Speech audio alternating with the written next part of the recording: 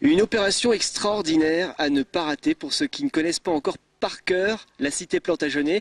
Pourquoi? Puisque vous allez pouvoir entrer dans les jardins. L'opération s'appelle évidemment Entre cour et jardin. Je suis dans un jardin, plus particulièrement chez Josiane Coinon qui est l'initiatrice du projet. Bonjour. Bonjour. Merci de nous recevoir dans votre magnifique jardin. Ce n'est pas un vrai jardin, c'est une terrasse, un jardin de pot. Et comme j'ai un climat, quasiment un microclimat, comme on dit souvent, il y a donc des pamplemousses, des kumquats, des oranges. Donc on peut, avec un tout petit jardin, en respectant le climat, créer l'illusion d'un vrai jardin.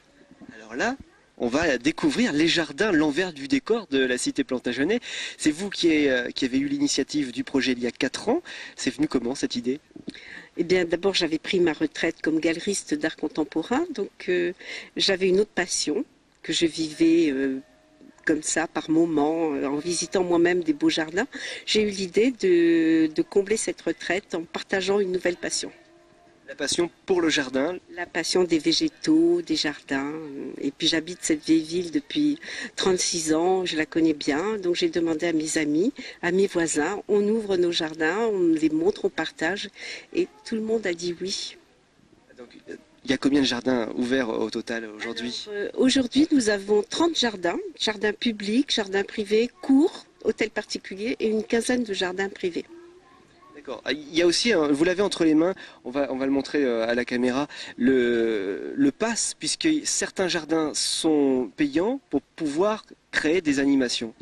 Alors certains jardins privés sont payants parce qu'il faut absolument les protéger. On ne peut pas recevoir, nous avons actuellement 20 à 30 000 personnes qui se promènent.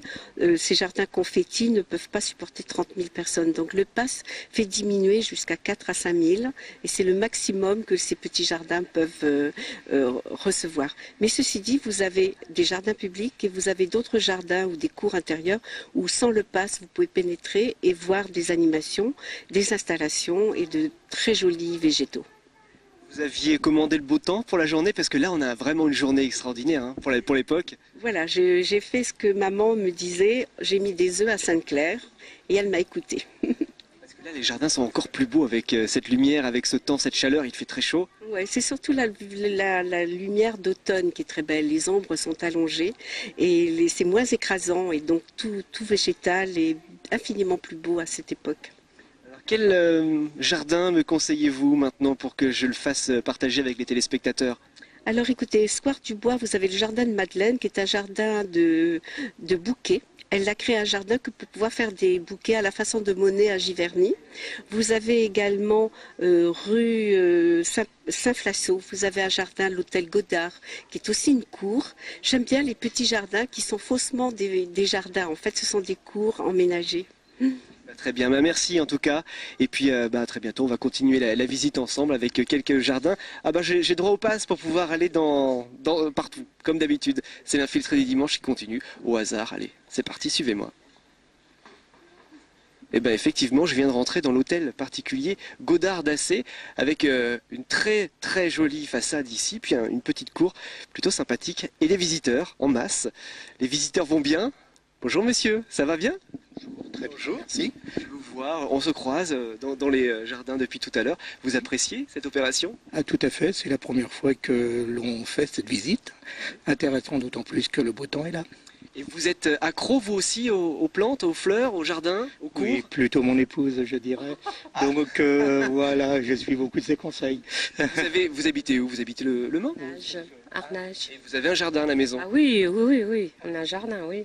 Ici, vous allez en profiter aussi pour prendre quelques conseils, quelques idées?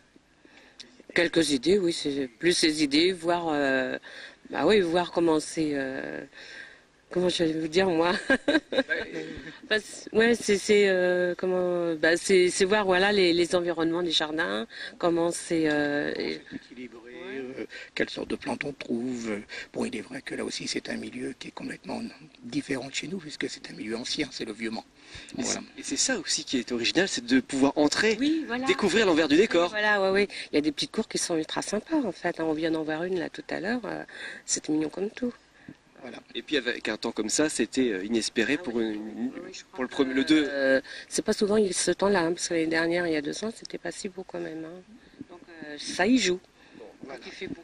Vous avez vu les animations aussi, puisqu'il y en a plein, il y a plein de choses dans les rues, on va essayer d'en croiser quelques-unes. Je vous souhaite une bonne visite. Merci beaucoup. Et à bientôt. À On va aller par là-bas. Au revoir. J'ai fait quelques pas supplémentaires dans la rue Saint-Flaceau et me voici chez Manuela Dumay. Bonjour. Bonjour. Merci de nous accueillir et d'ouvrir votre jardin qui est magnifique. Sur cour, il y a une partie cour, il y a une partie en contrebas.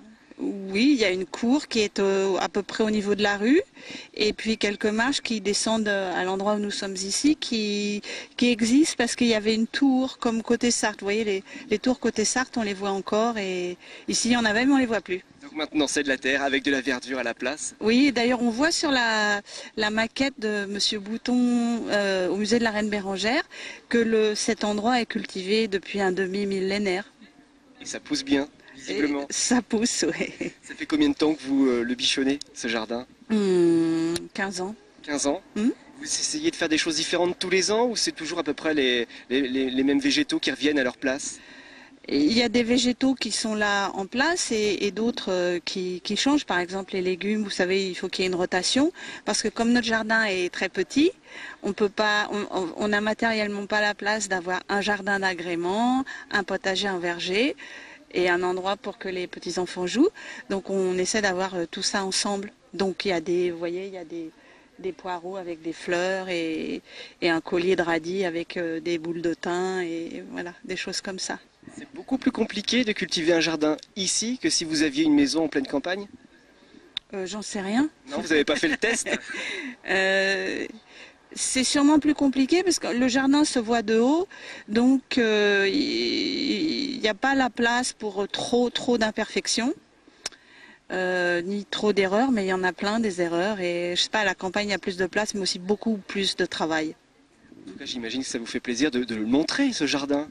Oui, c'est vraiment agréable de rencontrer les gens et puis ça nous oblige à faire des trucs que sinon on ne ferait probablement pas par paresse, mais là il faut être prêt pour entre cour et jardin, donc on est obligé de nettoyer le jardin et voilà. Vous partez pas en vacances pendant l'été du coup.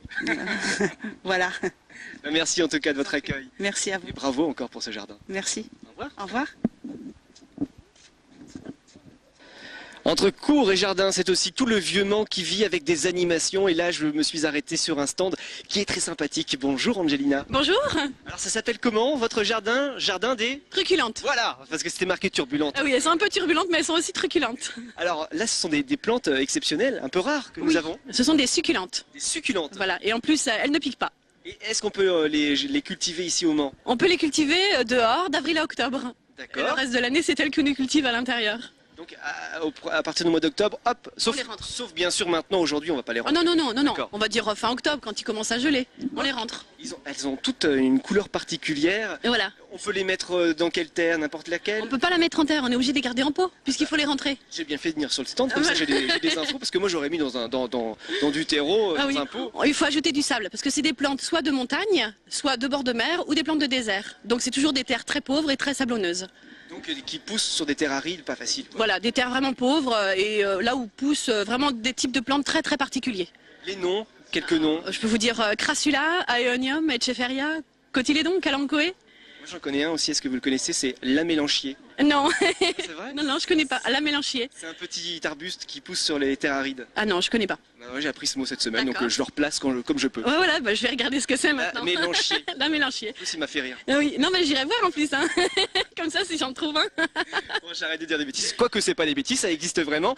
Je vous remercie en tout cas. Bah, je vous en prie. Et puis nous allons continuer avec un autre sujet totalement. Nous allons faire de la pétanque pour la première fois dans l'infiltré du dimanche. Nous prenons la direction d'Alonne. À tout de suite.